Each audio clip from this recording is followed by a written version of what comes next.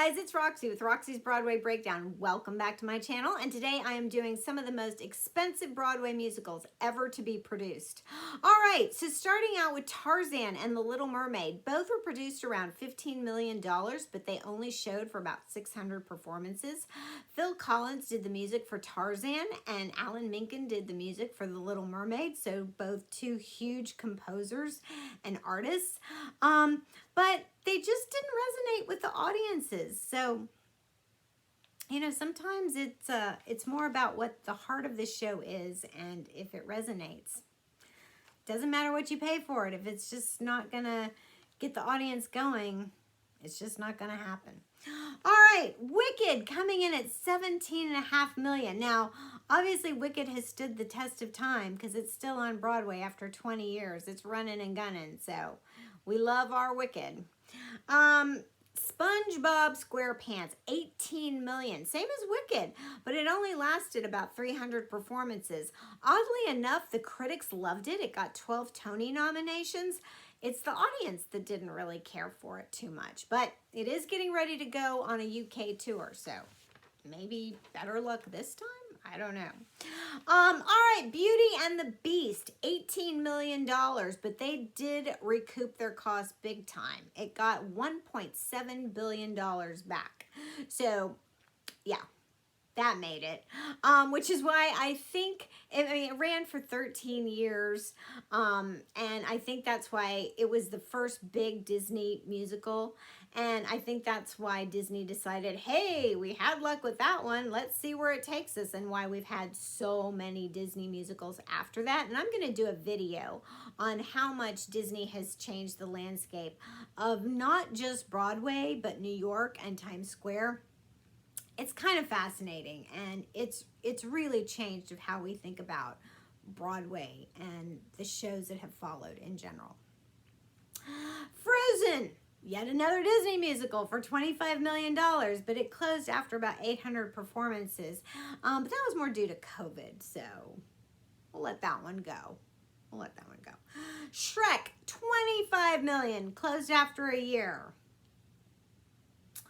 Lion King, another Disney musical, $27 million, but that one paid off as well. It was the first show to hit $1 billion in revenue. So, you know, and of course it's still going. It's one of the longest running musicals in Broadway history. It opened in 1997 and it's still going strong. And I love Lion King. When I see it, it always makes me feel something. I just get goosebumps. I love Lion King. It's one of those just feel-good musicals, and I can relate to characters, and it's just, love it.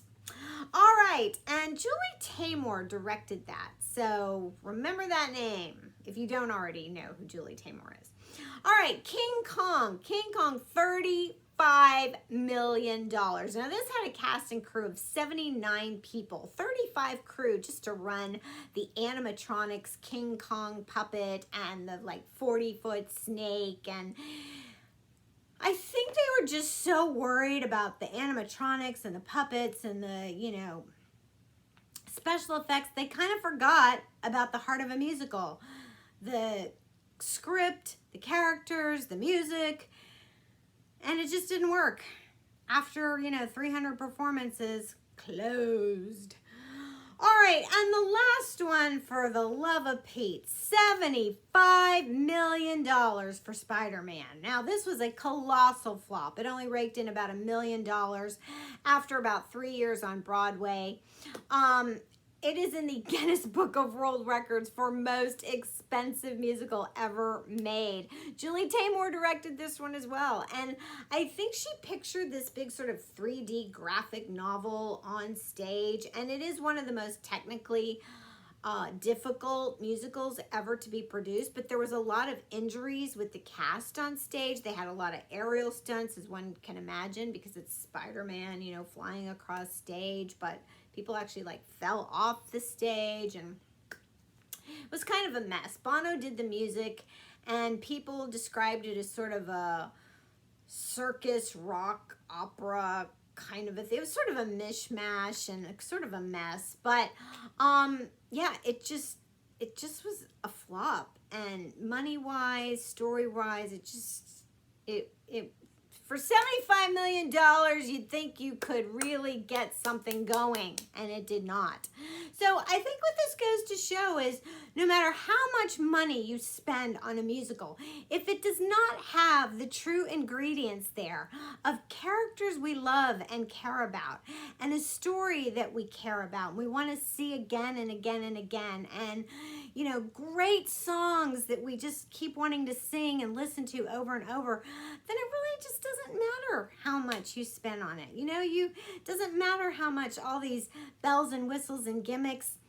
It's like the heart's got to be there no matter what of a musical. That's what we keep going back to the theater for. So there you go. All right, subscribe to my channel, check out all my other videos, and I'll see you in the next.